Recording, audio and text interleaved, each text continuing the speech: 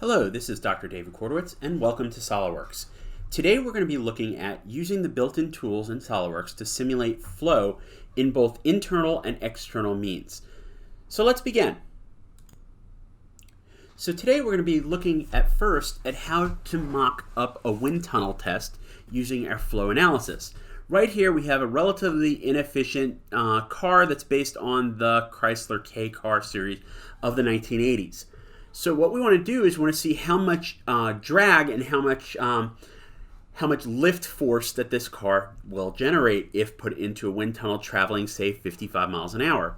Now this part, because it was an American car, I went ahead and built it using inches, pounds, and seconds because the actual car specification is written out in those.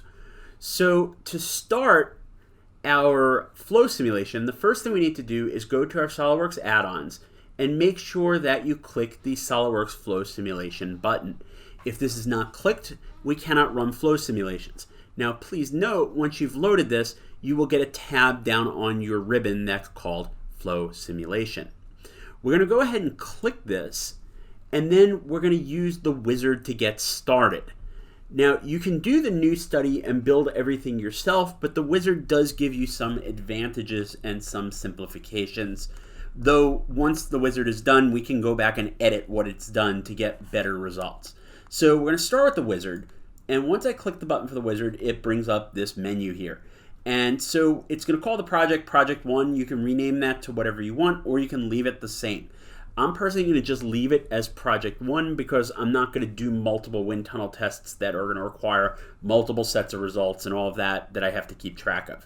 So let's go ahead and hit Next. Now it's just asking us what units we want to do. So we have US units, we have SI units, we have a whole bunch of different units. And if you want something a little different, if you want to change any of these, so for example, velocity is in feet per second, and I want it to be in miles per hour, you can check the Create New box, and now we can change to whatever units we want. So for example, if instead of feet per second, I want to choose miles per hour for our speeds, we can just change that and now click Next once you're done. That will automatically save your setup for you. So next time we come in here, when we're doing our next part, miles per hour should be an option in there, or USA modified should be an option. Now we're going to set up our flow patterns. So we have the choice of internal or external flow. Well, this car here, if we look at it, doesn't have any internal cavities. Well, it does in the wheel wells, but those are still outside of the block. Therefore, we need to do external analysis and not internal analysis. We will do one with internal analysis once we complete this. The next thing we need to do is we probably want to exclude cavity without flow. So that means if you have a hole in it that there are no flow condition, you don't want it to compute, because if it does, it's just going to make the model take longer to solve. Additionally, this model is solid, so internal space, there is just no internal space, so we can go ahead and exclude that. We're not going to include any of the other things in the physical features menu, but should you want to do things like radiation, time dependent, gravity, those things, all you simply have to do is check these boxes and it will set it up.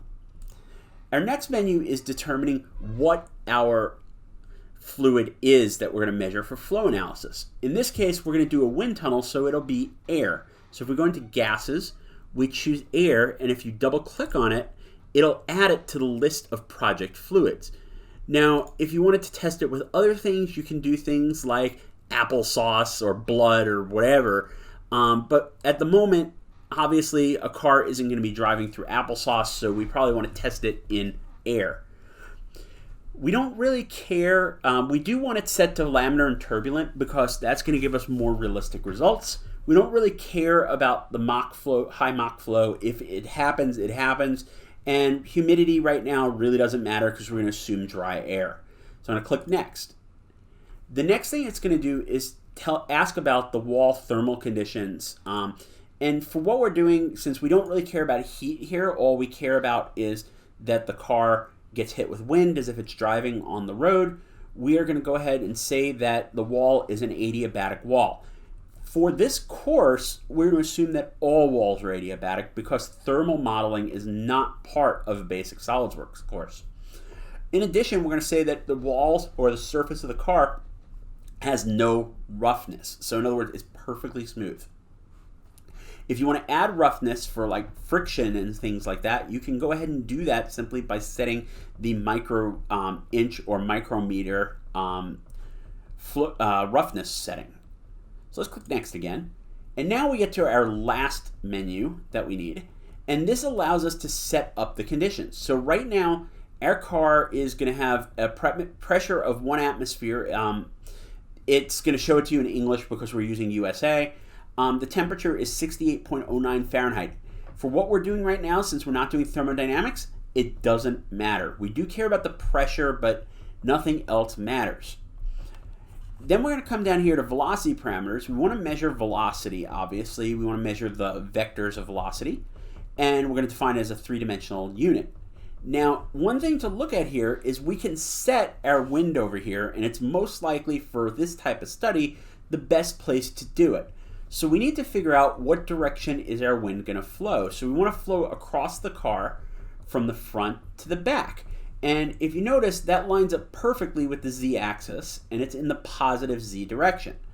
So what we want to do is apply our flow in the positive z direction. So we go to where it says velocity in z, and we're going to say, for example, that the car is going 55 miles an hour. Now, note that the vector of this is pointing towards the back of the car. If the car is moving in a forward direction, it emulates basically a wind running in the reverse direction. So this would be correct for the car moving forward at 55 miles an hour. If you wish to test it going backwards, simply set this to a negative 55. Turbulence parameters, we're going to leave it just as is because the settings are what we need, and we can adjust them later if we need to. So I'm going to click finish, and it's going to take a couple seconds to set things up. SolidWorks is going to go ahead and build a box around our vehicle. And this box right here is our what we call our computational domain. So what the computational domain is this is the area where it's going to solve.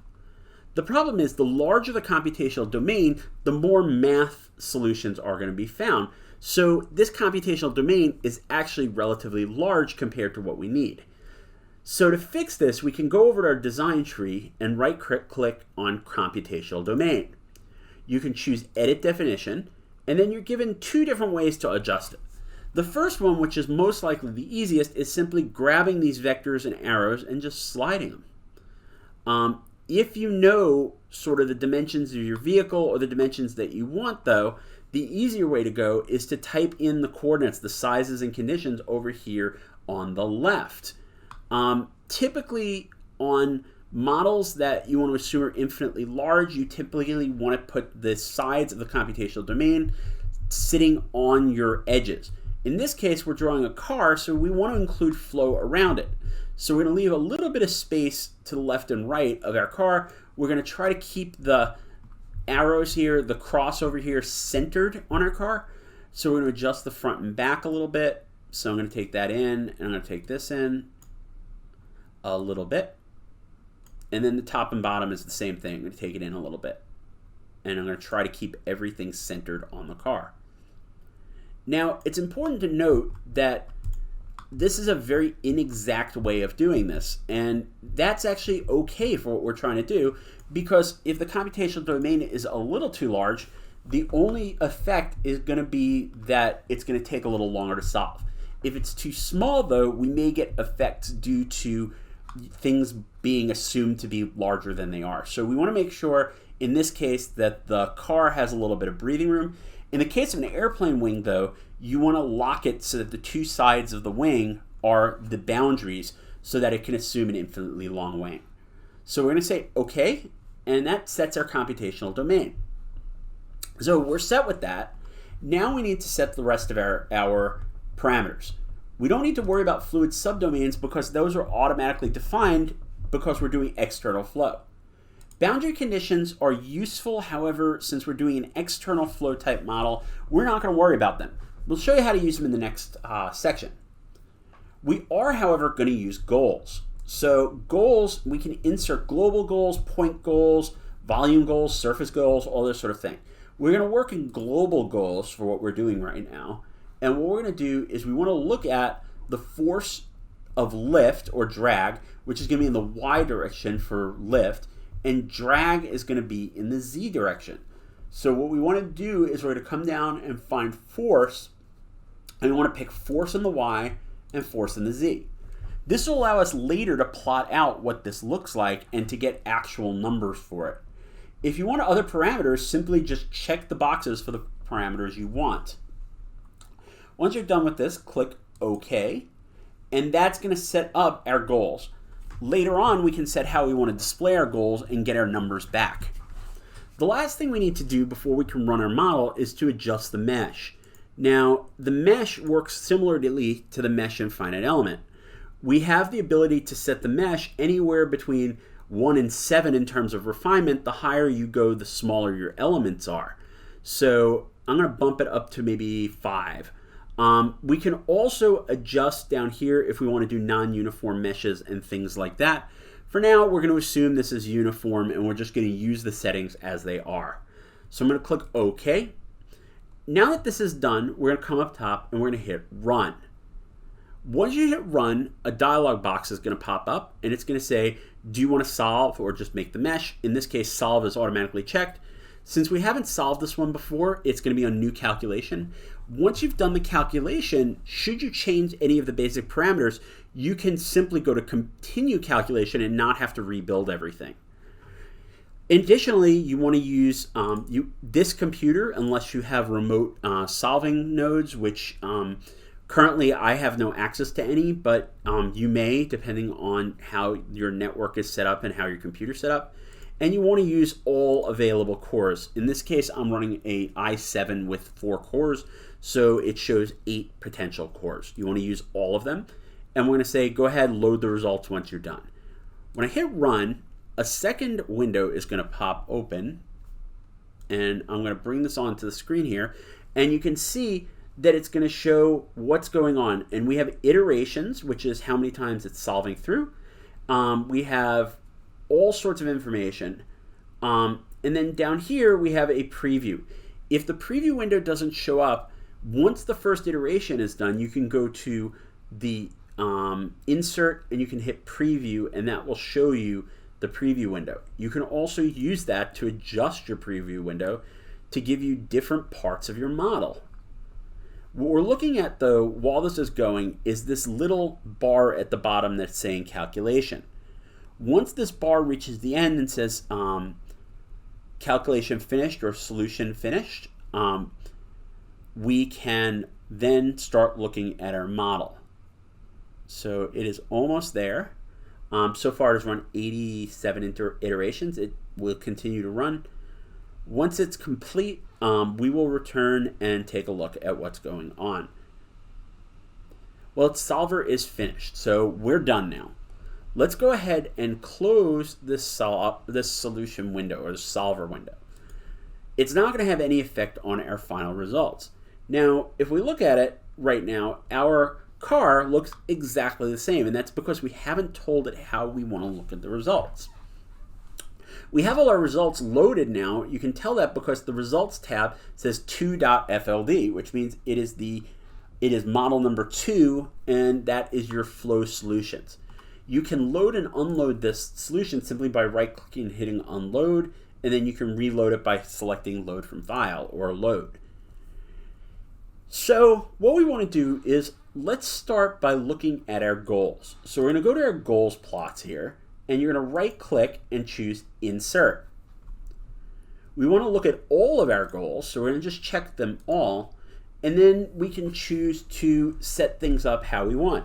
We can export it to an Excel spreadsheet, or we can show our goals here. So for right now, I'm going to hit show, and what we can tell is that our Z-force, which is our drag, is somewhere around 102.79 pounds force, and our lift is negative 5.44 pounds force. What that means is that at 55 miles an hour, there's a 5-pound force pushing our car down to the ground, and the air is basically pulling the car backwards with an approximate force of 101 pounds. This is why sometimes driving at higher speeds actually leads to more inefficient use of fuel, because that drag force is getting higher and higher and you're having to fight that, in addition to other reasons. Okay, so we saw that. Now we want to look at how does the air flow over the car. So to do this, I can simply use my flow trajectories, and I can right click and say insert. What we need to do now is we need to choose all of the surfaces that our flow is going to hit. So we can say the front, the top, there, the hood, the front, the windshield, the top of the car, back window, there.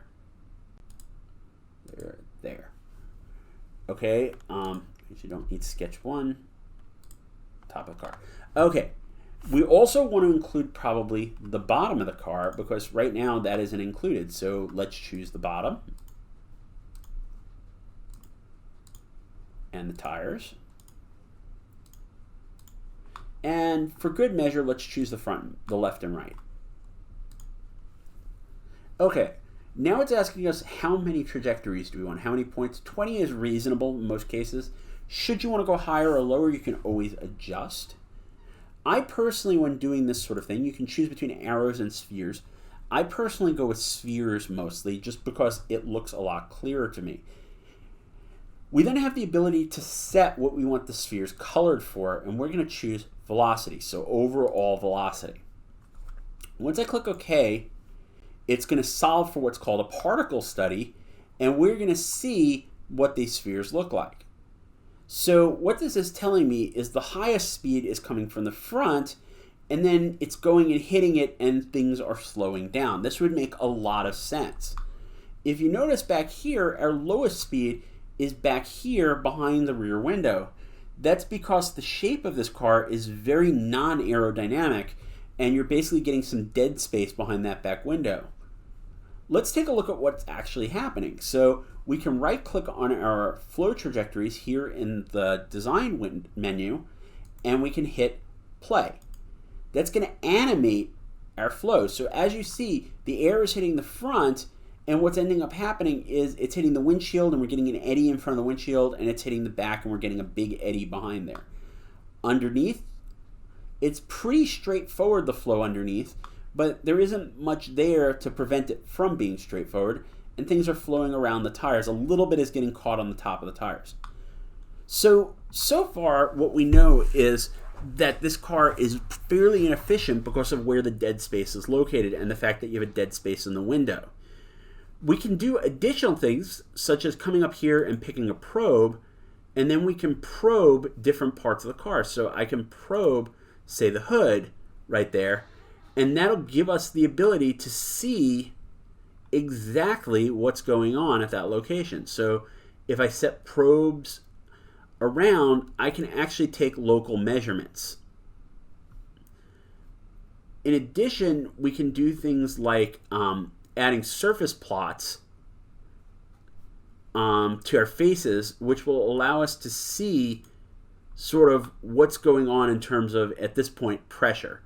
We can always change or velocity. We can always change the parameters on this simply by right-clicking on our surface plot, which will show up in the left, and editing our definition. So let's say pressure at this point. If I click OK, you're going to see that the highest pressure is going to be right on the front bumper, and the lowest pressure should be on the back of the car, as we expect. There's a little bit of a low pressure here on the roof, and that's because the air is getting projected over it by the boxy shape of the car. Once you're complete with doing this simulation, you can go ahead and take snapshots using the snapshot feature or the save image feature. You can also go ahead and do other types of plots should they be necessary, and you can go ahead, once you're completed with everything, and export a report using the Word button. We're not going to do that at this time because what we've done here is given us a lot of information. For reports and things like that that you may want to submit, you can go ahead and generate them either here or take snapshots and generate them as a Word document. For our next model, we're going to be looking at a valve body. This is the valve body of a ball valve. You can see the ball would fit in the center here, and then you have an inlet and an outlet. So we're going to be doing an internal flow model here to measure what is going on. This is going to be slightly different than the flow model that we've done before. Now, it's important to note that right now I'm using a section view so you can see inside. The actual ball valve looks like this when it's completely closed. However, you can't really see what's going on inside unless I use the section view. So we're going to stay on the section view for this entire little project, or we can make this transparent so we can see through it. That's just another option. Okay, so what we need to do is basically the same idea as where we started last time. However, you can't measure flow in what we consider to be an open type setup. So basically we need to make inlets and outlets to define our flow, but we need to make our model watertight. To do this, we need to add lids to our model. And there's a couple ways of doing this, but the easiest is to simply come up here onto your flow simulation toolbar and select the Create Lids function. Once you do this, select the openings. So you're just going to select, say, the top of this, and you're going to select the bottom of this, and those are going to be your lids. Once you click the OK button, it will insert your lids, and now our thing is sealed off. So our valve is all sealed off. This becomes incredibly useful when we're doing our modeling, because now we can set our inlet parameters and our outlet parameters. So let's go ahead and set up our model. So we're going to use the wizard again. And in this case, we're just going to continue. We're going to stick with SI units in this case. So we're going to use meters and liters and all of that sort of goodness. So we'll continue. Now we're doing an internal flow method. So in other words, we don't really care about air that's flowing over the outside or water that's flowing along the outside. We just care what's flowing through the valve. So we're going to leave it as internal. Again, we don't really care about radiation and things like that, so we're just going to ignore these. And we're going to exclude cavities without flow conditions, because if it doesn't have flow conditions, the model will be wrong anyway. So let's click Next. In this model, though, we're going to use a liquid. We're going to use water, in fact. So we scroll down to water and double click. Now water is shown as our project fluid. If you want, you can add other fluids and do the model dependent on those and compare and contrast. Again, we're keeping laminar and turbulent flow. We're not really worried about cavitation, so we're going to continue forward. Again, adiabatic wall, no roughness. At this point, we're going to keep our pressure and temperature as normal, and we do not want to set our initial condition. We're going to leave everything at 0 because we're going to set our inlets and outlets manually using boundary conditions. So let's click Finish. And now it's going to compute our potential computational domain. For internal flow, it does really well with this because it knows where the cavity is within our drawing. So in fact, the way it's set up, we don't need to change our domain at all. So we're just going to leave it as is. And now we need to add our initial condition. So we're going to use boundary conditions. So if we come up here on the model, on the map, you can click the boundary condition, or you can right-click boundary conditions down here and hit Insert Condition, boundary condition. So the first thing we need to do is select where we want our boundary condition. So in this case, we're going to pick the inlet. It's important to note that the piece you pick, the location you pick, must be within the computational domain and must be within the fluid domain. So picking the outside will not solve, and in fact, it will give you an error. So we need to pick the inside of our lid. So if I click there, now we can say, what do we want it to be? Do we want it to be an inward mass flow or volume flow, or do we want to look at outlets or what? So let's do a volume flow, and let's say that it is, let's say that it's 100 liters per minute. So 100 meters cubed per second, or I guess that's 100 meters, cubic meters per second, or 100 liters per second. Okay.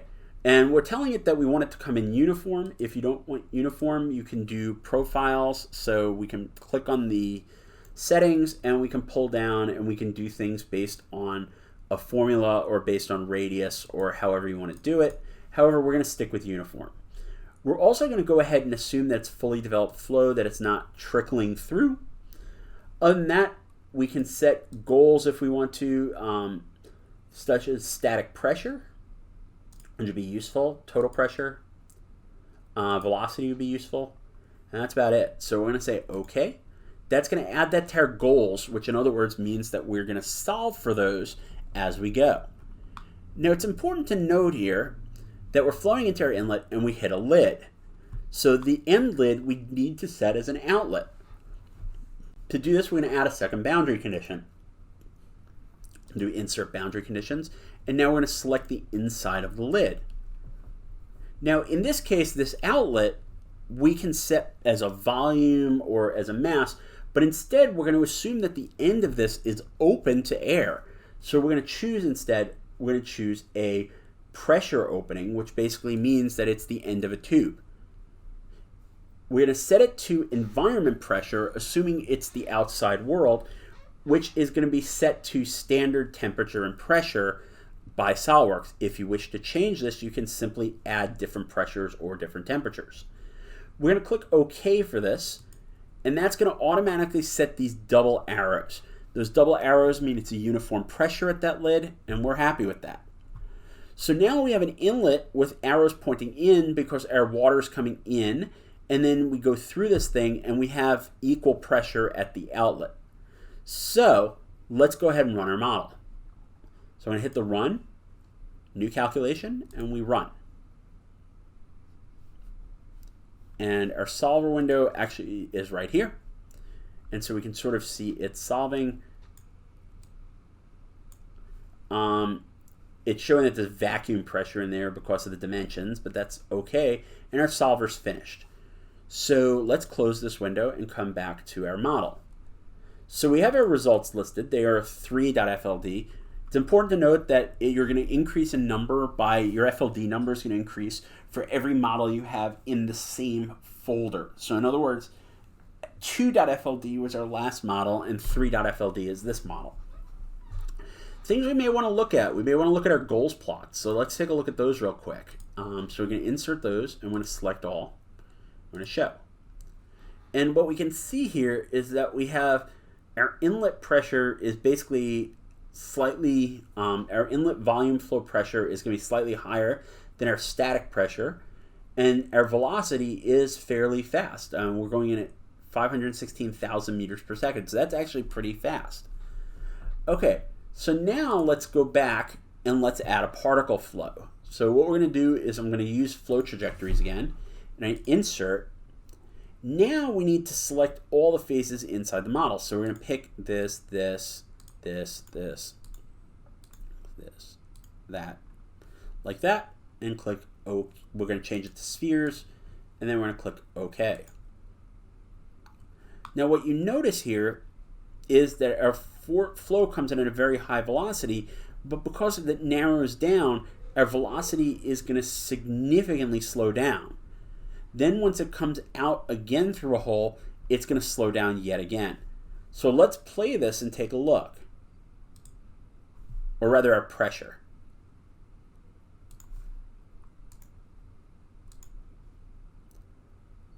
Sorry, velocity is going to go up, but our pressure is going to go down. So if you notice, the velocity is coming through pretty slow. It gets in here, and there's a lot of turbulence inside the center. And then you get to the outside, and there is some turbulence, but there's also a higher velocity flow. So in the end, this is leading to a very interesting result that shows us how things are working. We additionally could do things like surface plots or cut plots or isosurfaces to let us know sort of what's going on. So, for example, if we did a surface plot here, we could do it on the front plane as it's set up, and we want to do the isosurfaces, and let's do velocity. If we click OK, you're going to get a pattern here. So our lowest velocity is going to be at the beginning, and our highest velocity is going to be at the end of our ball. This should make innate sense. Again, you can save your images by capturing screenshots there and simply pressing the save button. So this is in a nutshell how our flow system works for modeling flow and simulating flow through both internal and external type models. You can expand this for use on things like airplane wings or cars or whatever fluids might flow through or over. Thank you for spending your time with me today, and see you next time.